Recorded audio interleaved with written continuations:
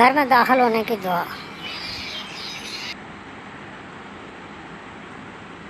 أعوذ بالله من الشيطان الرجيم. بسم الله الرحمن الرحيم. اللهم إني أسألك خير المولج